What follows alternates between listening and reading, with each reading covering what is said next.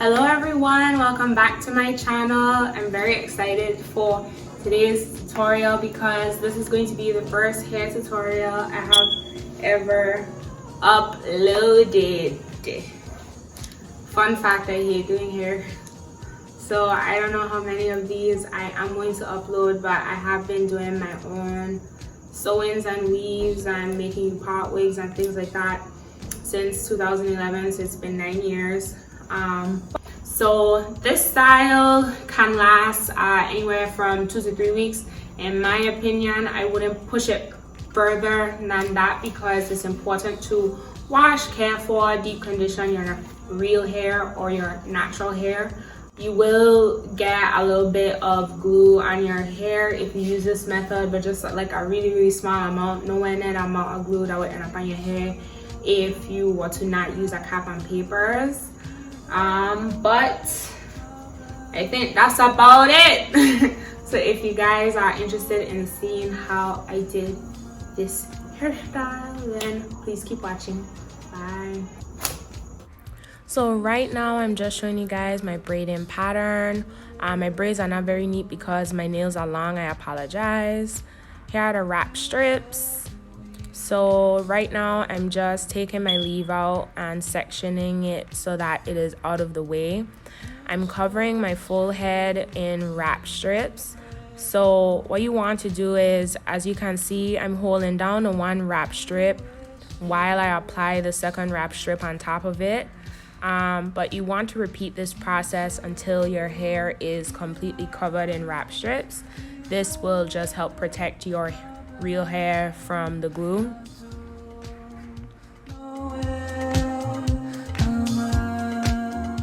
So this is my stocking cap. I'm going to use both stocking caps.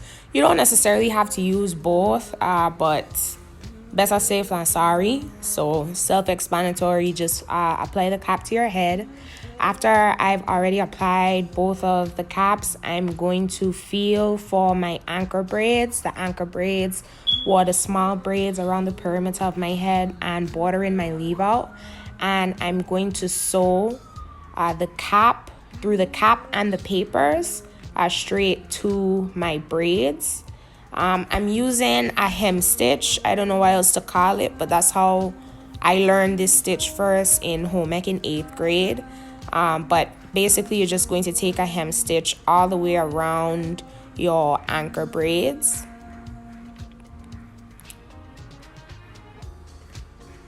So I'm just using my finger to show you guys my anchor braid pattern. So this is me sewing down the back of the cap. You will see in a little while I had a mishap when I was sewing the cap down, but I was able to fix it. But yeah. So hopefully this is helpful in that you can see how I'm stitching. You basically want to make a loop with the thread and pull the needle through the loop that you've created with the thread.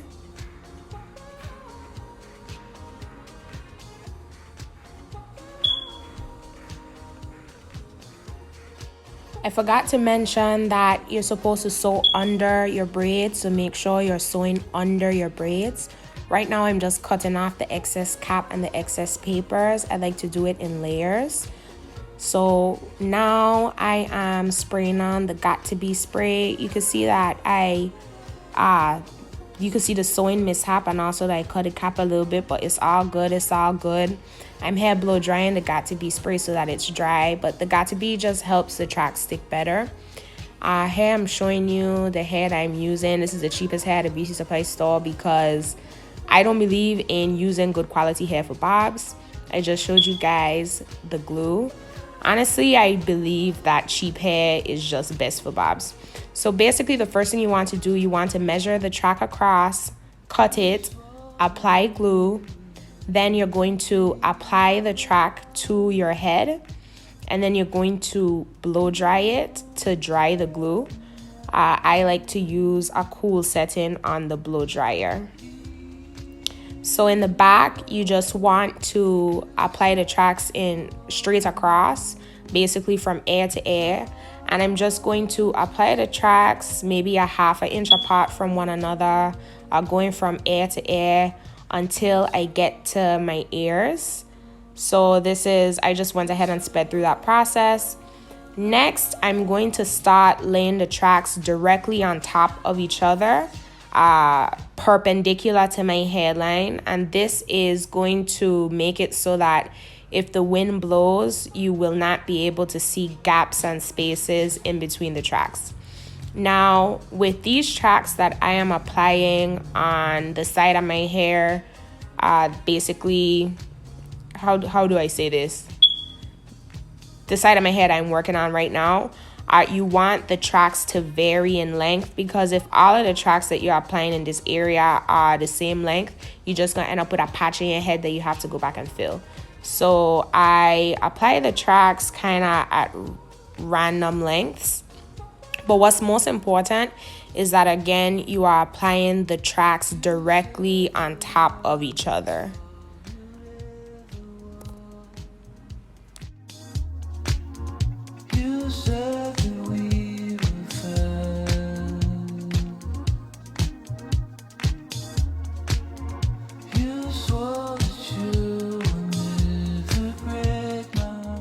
I like this method a lot, just because when you flip it this way, you don't see tracks really. It's pretty flat when you look at it on the side, and then you're able to fit so much hair in your head this way. So yeah. So I'm continuing the process, again, applying the tracks very close to one another. At this point, in a little while, I'm going to start applying tracks in the same pattern on the other side of my head.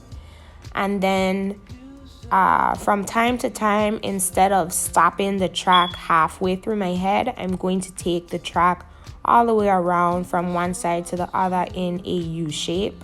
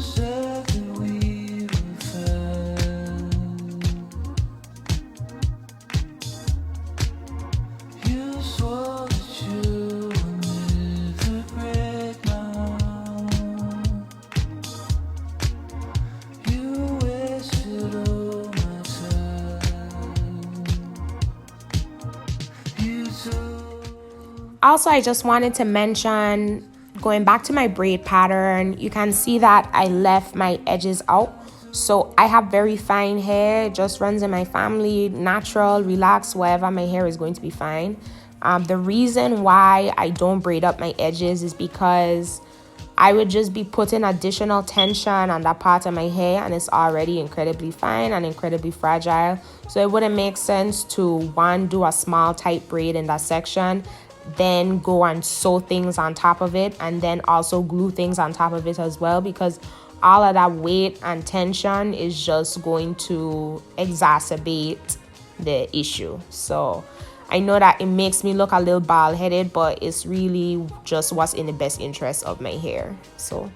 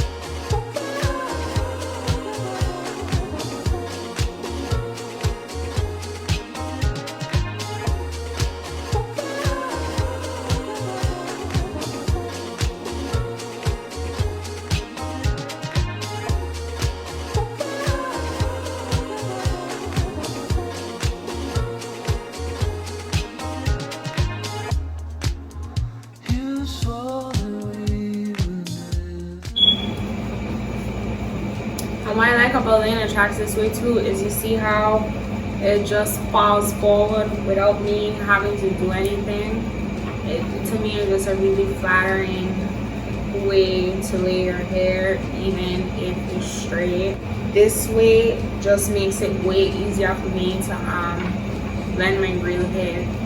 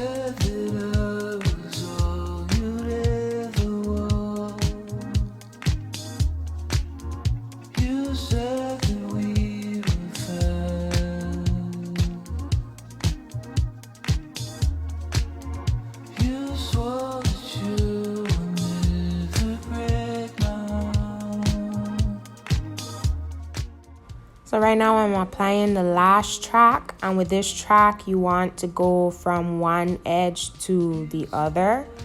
I don't know if you could tell, but you can see on the left hand side I don't have to take the track all the way to the front of my hairline because I laid the tracks directly on top of each other, so that part is already covered. But yeah, you want to wrap the lash track in a horseshoe shape so that you could blend your real hair over it to cover it. I use about 2.5 packs of hair total. So this is where my ear is. I'm going to part this section by my ear on this side and just have that forward. Because the first cut I'm going to do, I'm going to pull all the rest of my hair back and just brush it back. The first cut I'm going to do is going to allow this portion of my hair to fall at an angle where the shortest part of it is at the back, and then it gets slightly longer as it comes forward. And then on this side I'm just going to do like a more exaggerated cut, if that makes sense. So you guys have never done this before. So I've gathered my hair in a low ponytail, and we are going to cut the ponytail off underneath the ponytail holder. And you want to take the scissors underneath the ponytail and cut upward. So this was an awkward angle. I was kind of like half kneeling, but yeah, you're going to cut it off.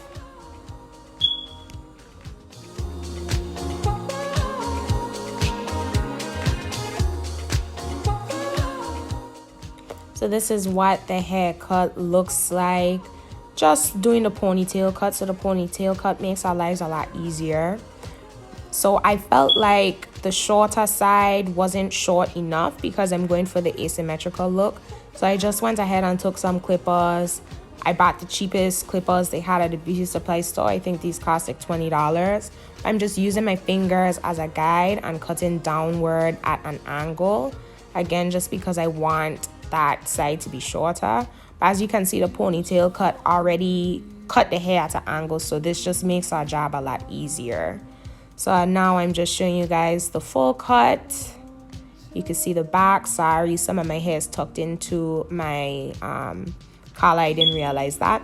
Now I'm just taking scissors. So these are kitchen scissors. You're not supposed to cut your hair with kitchen scissors, but I didn't have any shears. Ideally you should use actual shears, just because they're sharper is going to give you a cleaner cut. Also, it's just going to help your hair look better and keep better, because you cut split ends into your hair using dull scissors. But anyway, I'm just using the scissors to kind of perfect the cut. And y'all, I am not a professional, so if it's not perfect, allow me please. Putting on lip gloss and showing you guys the final look at this point. We are all done.